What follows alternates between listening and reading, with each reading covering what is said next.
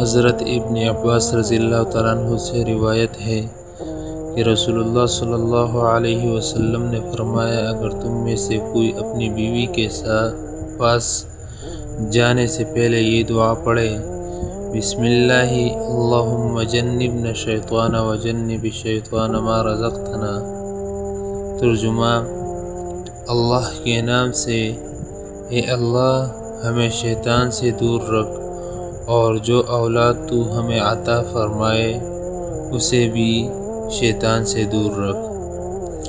پھر اگر ان کے ہاں اولاد مقدر ہو تو شیطان اسے نقصان نہیں پہنچا سکے گا۔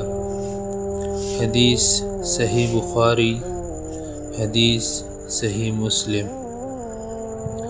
ایک اور اہم حدیث، رسول اللہ صلی اللہ علیہ وسلم نے فرمایا، تم میں سے کسی کا اپنے بیوی کے ساتھ تعلق قائم کرنا بھی صدقہ ہے۔ صحابہ رضوان اللہ تعالی علیہم اجمعین نے عرض کیا، یا رسول اللہ، کیا اپنی خواہش پوری کرنے پر بھی اجر ملے گا؟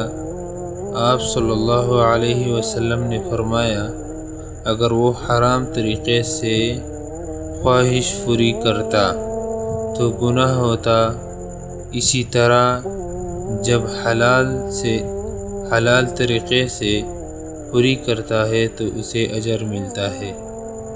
حدیث صحیح مسلم۔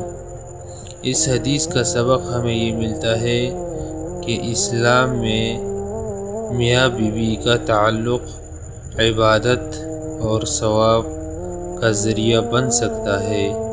ازدواجی زندگی میں محبت، حسن سلوک اور پاکیزگی کی تعلیم دی گئی ہے۔